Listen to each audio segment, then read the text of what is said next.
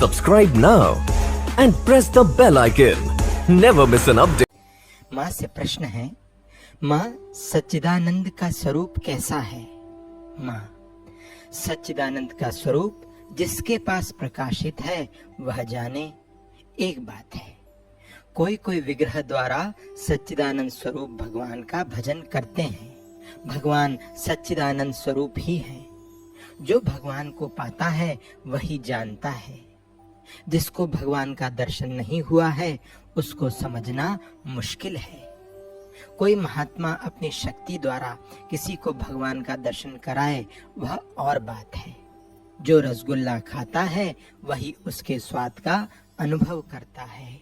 उस अनुभव का वर्णन शब्दों से करना संभव नहीं है। इसी प्रकार भगवत प्राप्ति का अनुभव भी शब्दों द्वारा वर्णित नहीं हो सकता। भाषा की शक्ति सीमित है। प्रश्न, माँ स्वाद लेने की इच्छा हो तो क्या करें? माँ, भगवत प्राप्ति के मार्ग में जाओ। जैसा गुरु कहें वैसा साधन करो तो होगा।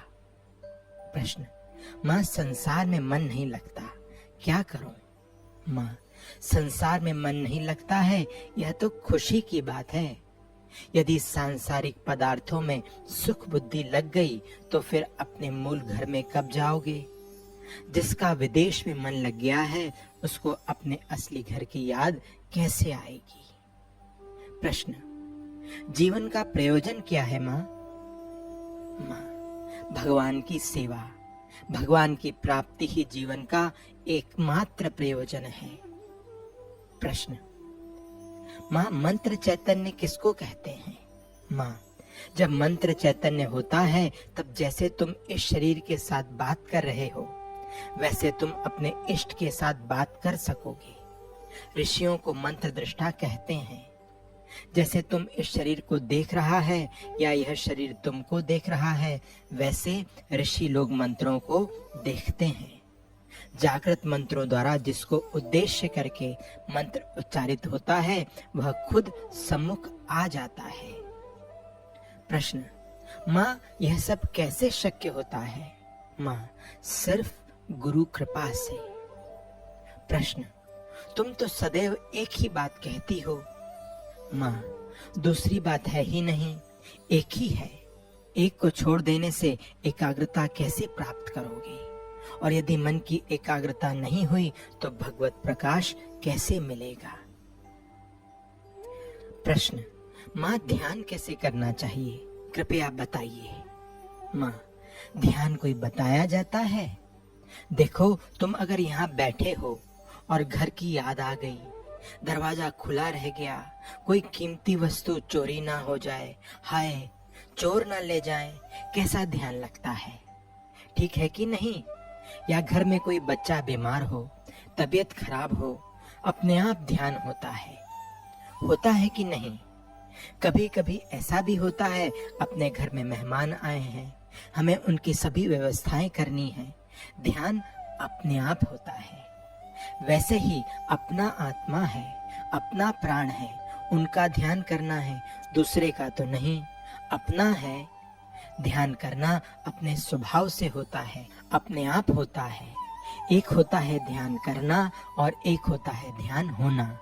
इसी प्रकार जप करना और जप होना अपने आप स्वभाव से होता है, अपने आप करते करते हो जाता है। जब तक ध्यान ना होए तब तक करना पड़ता है, और यह करना जो है वह जिसको गुरु जैसा बताए वैसा करना चाहिए। और यदि गुरु नहीं है तो भगवान का नाम लो, जो नाम अच्छा लगे, राम, कृष्ण, दुर्गा, काली। फिर अपने आप रूप को जानने की इच्छा होती है। कोई कोई तस्वीर को लेकर ध्यान करता है, स्वभाव से ही अपने आप प्रार्थना एवं पुकार होने लगती है, अपने आप ध्यान होने लगता है।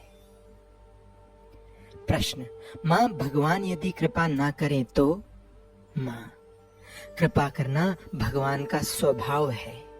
तुम अपना पात्र सीधा रखो तो भर जाएगा और उल्टा रखो तो बह जाएगा। भगवान जो कुछ करते हैं वह मंगल ही करते हैं।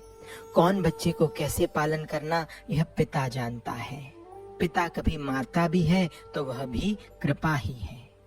भगवत राज्य में कृपा ही कृपा है, वहां अकृपा को स्थान है ही नहीं। तुम समझते हो कि अमुक कार्य में उनकी कृपा नहीं है, ऐसा नहीं होता। एक होती है अनुग्रह कृपा और एक होती है निग्रह कृपा। आवश्यकता पड़ने पर विपद देकर विपद हरण करते हैं, यह निग्रह कृपा है। क्रिया जगत में जहाँ गति है वहाँ अनेक गति है, भगवत कृपा की भी अनंत गति है। प्रश्न: माँ, जब कुरुक्षेत्र में युद्ध हो रहा था तब भगवान श्री कृष्ण ने अर्जुन से कहा था कि तू युद्ध कर, सब पापों का जिम्मेदार मैं हूँ। तो फिर हम लोग जो पाप करते हैं उनका जिम्मेदार भी तो भगवान को ही होना चाहिए। हम लोग पाप करते हैं, उनका जिम्मेदार भगवान क्या नहीं है? माँ, वाल्मीकि की बात सुना है?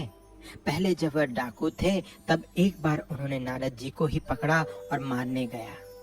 तब नारद जी ने उससे पूछा, तुम लोगों को लूटते हो, खून करते हो, तुम्हारे इन सब पापों का भाग लेने वाला कोई है? डाकू ने कहा, मैं लोगों को मारता हूँ, लूटता हूँ, इस धन से मेरी स्त्री, पुत्र, पिता, माता का पोषण करता हूँ, वे सब मेरे पाप के हिस्सेदार हैं। नारद जी ने कहा, अच्छा, तुम घर जाकर अपने माता पिता, स्त्री इत्यादि को पूछ आओ। डाकू ने कहा, मैं घर पूछने जाऊं और कहीं तुम भाग ना जाओ, इसलिए मैं तुमको इस वृक्ष से बांध दूंगा। ऐसा कह नारद जी को बांधकर डाकू अपने घर गया और सबसे पूछा तो सब लोगों ने कहा कि तुम पाप करते हो, इसके लिए तुम ही जिम्मेदार हो, हम नहीं। डाकू नारद जी के पास आया और श्री चरणों की शरण ली। वही डाकू भगवान नाम जप के प्रभाव से वाल्मीकि ऋषि हुआ। इसलिए तुम जो पाप करोगे उसका फल तुमको ही भोगना पड़ेगा। यदि तुमको तुम्हारे पाप का बोझ उठाने वाला कोई मिल जाए तो बहुत अच्छा, फिर तुम जो चाहो करो, वह संभालेगा। यंत्र को कोई पाप नहीं लगता, यंत्री को ही पाप लगता है। मोटर एक्सीडेंट होने से मोटर को कोई मारता नहीं, ड्राइवर के सिर पर ही डंडा पड़ता है। तुम्हारे दिल में संदेह है, इसलिए पाप लगता है। जो दोष को मिटा सकता है उसको दोष नहीं लगता है। जो सृष्टि का सृजन करता है वही उसका पालन करता है और संहार भी करता है। तुम तुम्हारे पापों के लिए भगवान को दोषी नहीं बना सकते। भगवान तो सबसे परे हैं, जिसकी दोष दृष्टि है उसको ही दोष लगता है।